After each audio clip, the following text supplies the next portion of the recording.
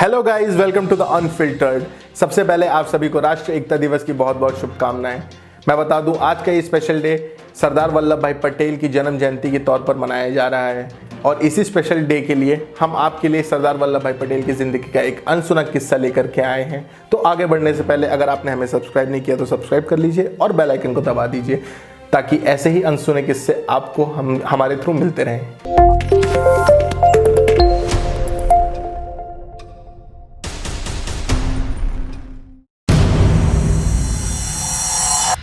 जी हाँ, पंडित जवाहरलाल नेहरू नहीं बल्कि सरदार वल्लभ भाई पटेल ही वो इंसान थे जो कांग्रेस की पहली पसंद थे देश के पहले प्रधानमंत्री बनने के लिए।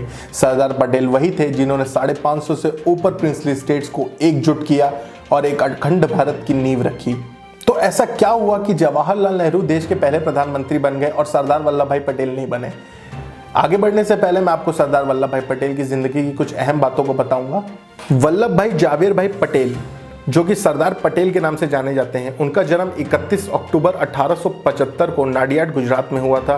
महज 16 साल की उम्र में उनकी शादी हो गई थी और 22 साल की उम्र में उन्होंने 10वीं की पढ़ाई कंप्लीट की। 10वीं की पढ़ाई कंप्लीट करने के बाद उन्होंने डिस्ट्रिक्ट लीडर्स एग्जाम को क्वालिफाई किया और गोधरा में वकालत प्रैक्टिस करना शुरू कर दिया। 1910 में अपनी पत्नी के निधन के बाद वे लंदन चले गए अपनी वकालत की आगे की पढ़ाई कंप्लीट करने के लिए। फिर 1913 में वे वापस इंडिया लौट गए और अहमदाबाद में अपनी वकालत की प्रैक्टिस शुरू कर दी। ये तो हुआ सरदार वल्लभ भाई पटेल की निजी जिंदगी की कुछ बातें। ठीक है, अब मैं आपको बताऊंगा कि पहले प्रधानमंत्री की रेस में पंडित जवाहरलाल नेहरू ने कैसे बाजी मारी और सरदार वल्लभ भाई पटेल पीछे क्यों रह गए। अप्रैल 1946 भारत देश आज़ादी के मुहाने पे खड़ा था और कांग्रेस को एंटरिम गवर्नमेंट बनाने का आदेश आया। इस एंटरिम गवर्नमेंट का नेतृत्व भारत के आखिरी वायसरॉय को करना था और इसी गवर्नमेंट के अंदर एक एग्जीक्यूटिव काउंसिल का निर्माण करना था जिसका प्रेसिडेंट कांग्रेस का प्रेसिडेंट होता। कांग्रेस के प्रेसिडेंट को आगे जाकर के आज़ाद भारत देश की प्राइम मिनिस्टर की शपथ भी लेनी थी।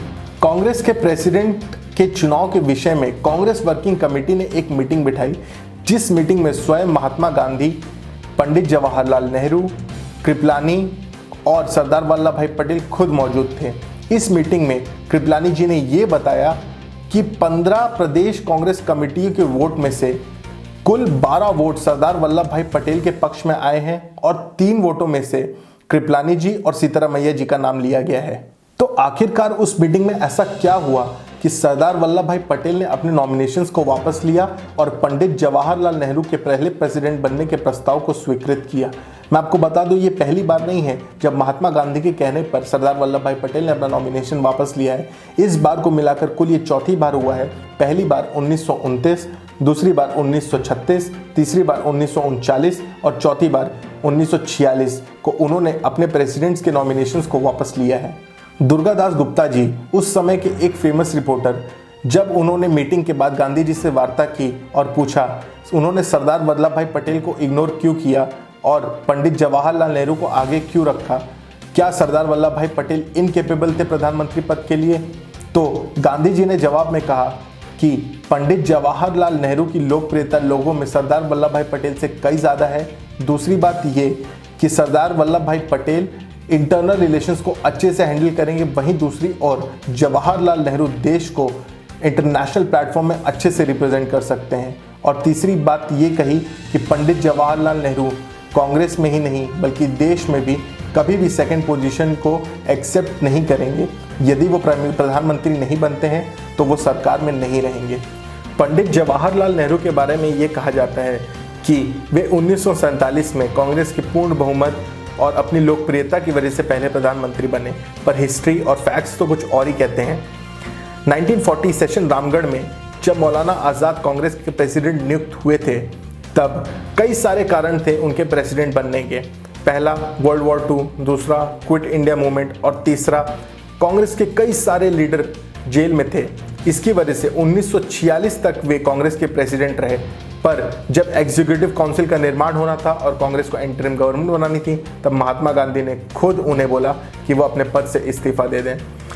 मौलाना आज़ाद अपनी ऑटोबायोग्राफी में खुद ये बात बोलते हैं कि यह डिसीजन उनकी लाइफ का सबसे डिजास्टरस पॉलिटिकल डिसीजन था, क्योंकि वह तो इस्तीफा दिए ही दिए पर उन्होंने सरदार पटेल को भी सपोर्ट नहीं किया उनका कहना यह था कि अगर वे सरदार पटेल को सपोर्ट करते तो जवाहरलाल नेहरू ने जो मिस्टेक्स की थी शायद सरदार पटेल वो मिस्टेक्स ना करते और देश आज कुछ और ही स्थिति में होता। सितंबर 1946 को इंटरिम गवर्नमेंट का निर्माण हो चुका था, एग्जीक्यूटिव काउंसिल बन चुकी थी। इंटरिम गवर्नमेंट का नेतृत्व लॉर्ड माउंटबेटन खुद कर रहे थे और इंटरिम गवर्नमेंट के वाइस प्रेसिडेंट की पोजीशन और एग्जीक्यूटिव काउंसिल की प्रेसिडेंट की पोस्ट जवाहरलाल नेहरू को सौंप दी गई थी। इसके साथ ही होम मिनिस्ट्री और इंफॉर्मेशन एंड ब्रॉडकास्ट मिनिस्ट्री की बागडोर सरदार वल्लभ भाई पटेल को सौंपी गई।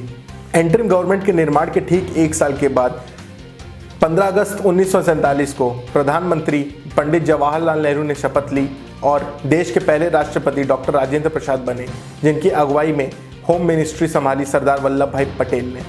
तो आप हमें कमेंट बॉक्स में लिख करके बताइए, अगर सरदार वल्लभ भाई पटेल हमारे पहले प्रधानमंत्री होते तो देश आज किस स्थिति में होता, अच्छी स्थिति में होता या इसी स्थिति में होता या इससे भी बुरी स्थिति में होता।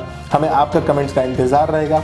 हमें फेसबुक पे फॉलो करें, इंस्टाग्राम पे फॉलो करें और ट्विटर पे हमें फॉलो करें हमारी लेटेस्ट अपडेट्स जानने के लिए। Thank you.